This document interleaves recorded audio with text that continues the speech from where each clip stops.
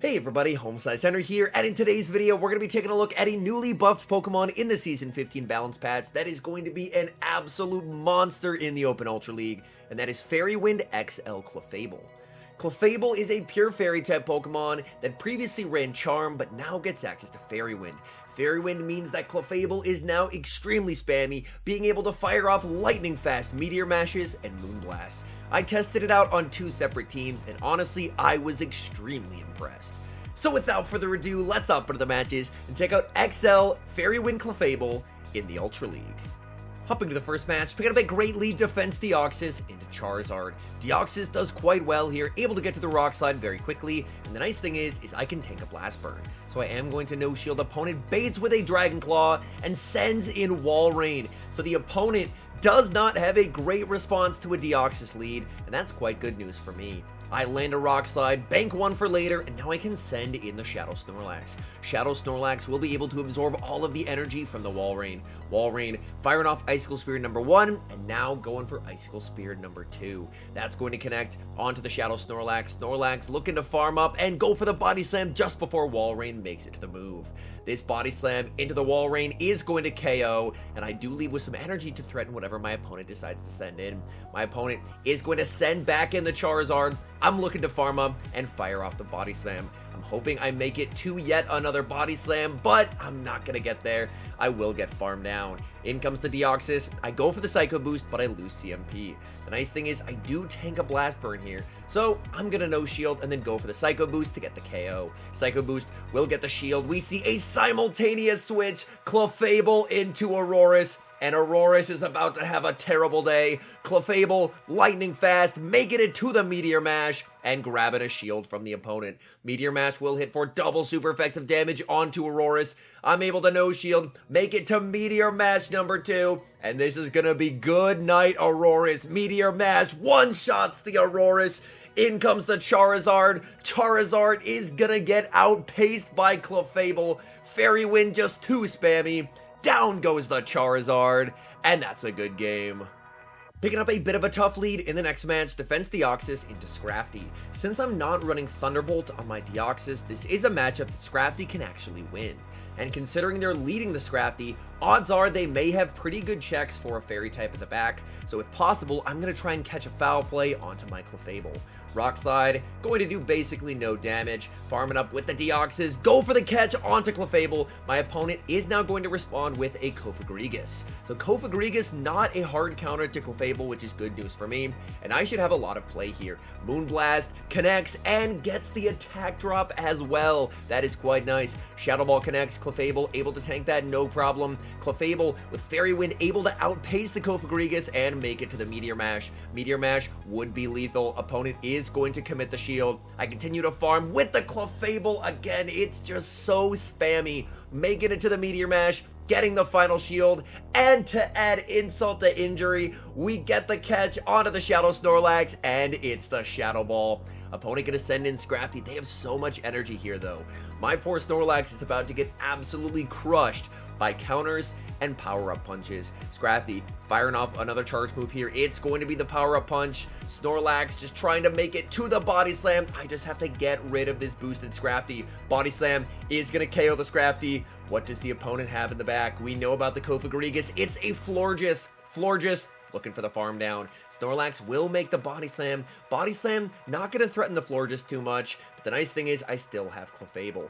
Clefable needing to make it to the Meteor Mash. If they bring in Cofagrigus, I'm going to bring in Deoxys. In comes Cofagrigus. I send in the Deoxys, and I'm firing off the Psycho Boost.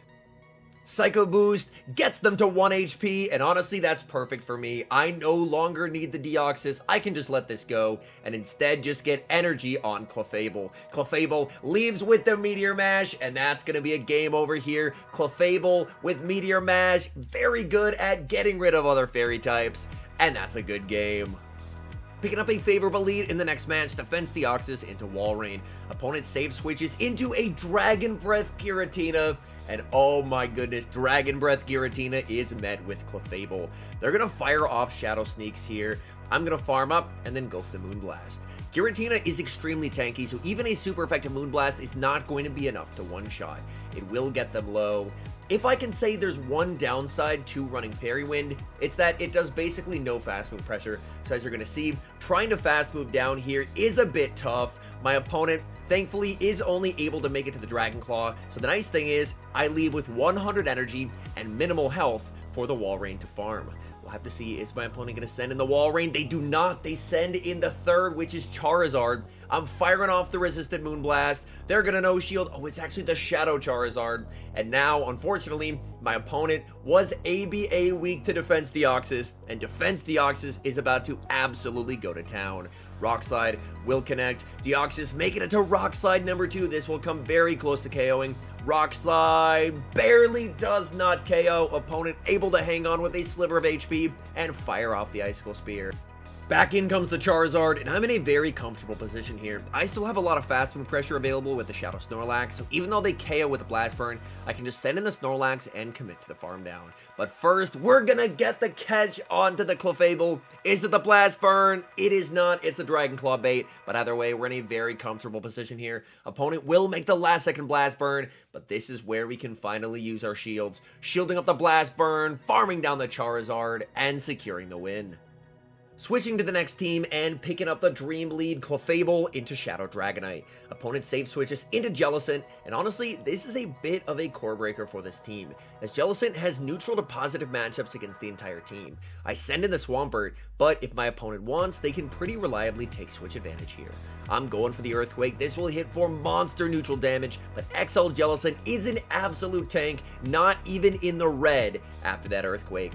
They're returning fire here. They full send the Shadow Ball, and now all they have to do is shield the Earthquake, and unfortunately for me, they're going to be able to take switch advantage here. I'm full sending the Earthquake. Opponent does commit the shield, so I have lost switch advantage. Since I lost switch advantage, I'm going to need to go for a big energy lead on Clefable, and hopefully being up energy will allow me to handle whatever's in the back. So I'm going to farm up close to the back-to-back Meteor Mashes here. The resisted damage will be enough to get rid of the low health Jellicent. Opponent not going to be sending in the Shadow Dragonite, so we are going to see their third. Their third is revealed to be Cobalion. Oh my goodness, that is incredible. Unfortunately, I threw on terrible timing there, giving them an entire double kick for free. But the good news is, my opponent is absolutely core broken here.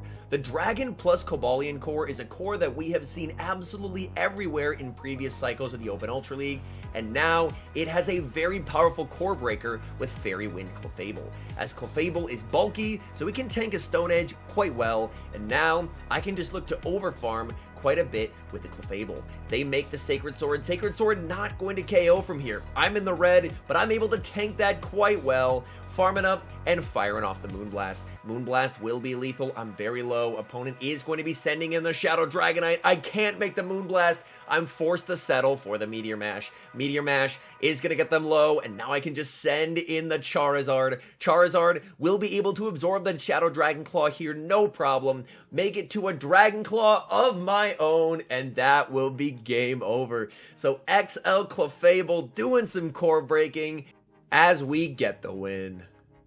Picking up a Nightmare lead in the next match, XL Clefable into Kanto Muck. I save switch into Charizard, and my opponent responds with a Tapu Fini. Definitely not what I was hoping to see, but Charizard had surprising play here. As you can see, Blast Burn just hits incredibly hard, and I'm actually going to make a play for switch advantage here. My opponent will go for the Surf. I'm going to commit the shield with the Charizard, overfarm quite a bit, and I'm baiting with a Dragon Claw. Blast Burn would be lethal here. My opponent has to make a decision. They commit the shield. Charizard makes the Blast Burn, and now I guarantee both shields or switch advantage. Opponent lets it through. Tapu Fini gets KO'd, and Charizard wins switch, and that's massive. That means I get to put my Swampert onto the Muck. In the back, it is Obstagoon, and with switch advantage, Clefable is about to absolutely crush the Obstagoon.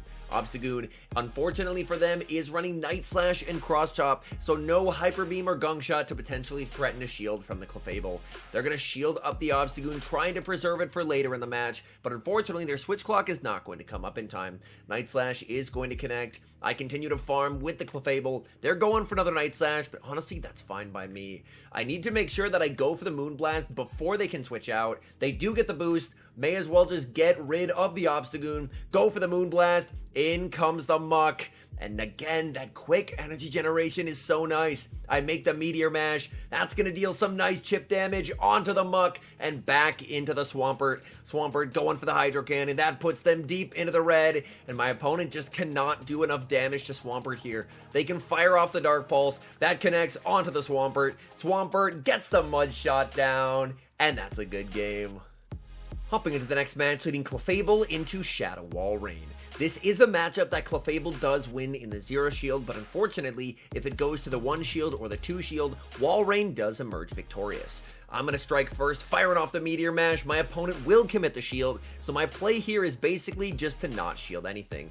I know that I am going to lose the 1 shield and the 2 shield, so I may as well play to what Clefable can do, which is win the 0s, and if my opponent decides to shield, then well, I'm just going to let the Clefable go, and then look to get some energy on my Charizard. Icicle Spear is going to KO. I'm going to send in Charizard. Charizard is going to shield up the Icicle Spear, and my goal is to hopefully try and commit to the Wing Attack farm down. Charizard looking for the farm down. Wall Rain hangs on with a sliver of HP, and I'm forced to go for the Dragon Claw on the CMP tie. That KOs the Wall Rain. In comes Regirock. Immediate switch into Swampert, and they have Cresselia in the back, and it's a Grass, not Cresselia, so unfortunately, this game is over.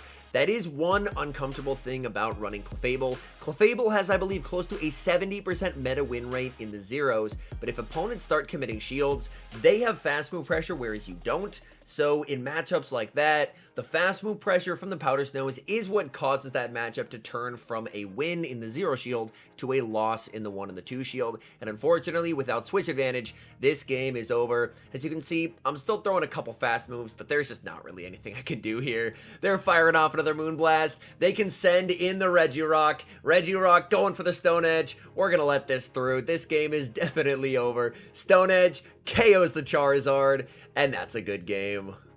Hopping to the final match, picking up a pretty decent lead, Clefable into Pidgeot. This is another matchup where Clefable does win in the 0 shield, so I'm more than happy to stay in here and play this out. I'm farming up, going for the Moonblast. Unfortunately, I do lose CMP to the Pidgeot. Pidgeot full sends the Brave Bird. That deals a lot of damage. But the nice thing is Clefable is able to hang on.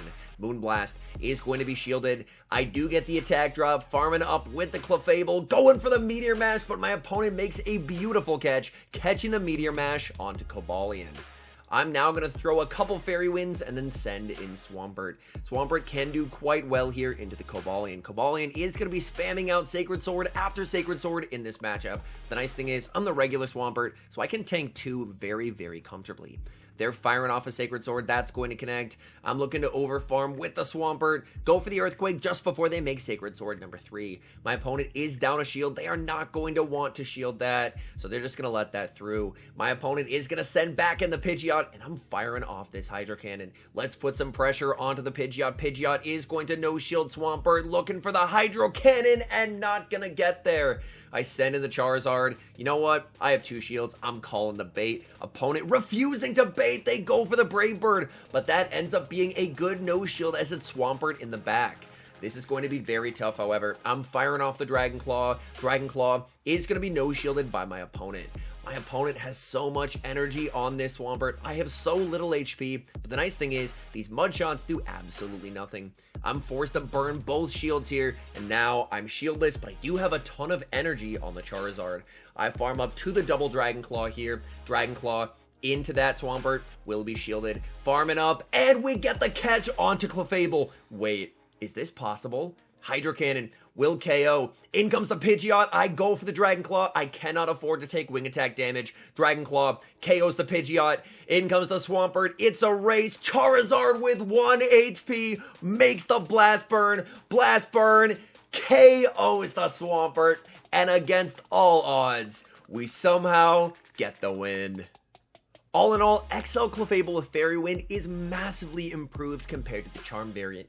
As I mentioned earlier, it has close to a 70% meta win rate in the 0 shield, so if you can get shields down, this thing is absolutely devastating.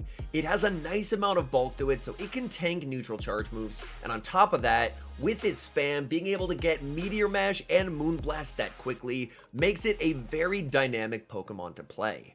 it is limited in its coverage, whereas it is going to struggle specifically against fire types like Charizard or steel types. So making sure to have coverage for those Pokemon when you're running XL Clefable is very important.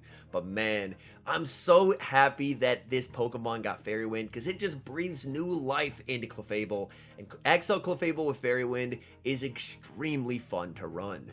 Anyways, thank you guys so much for watching. If you're enjoying the content, make sure to leave a like and subscribe to the channel if you haven't. And a special thank you as always to our members here on YouTube. The support you guys provide is absolutely incredible. So thank you guys oh so very much. And until next time, I've been HomeSliceHenry.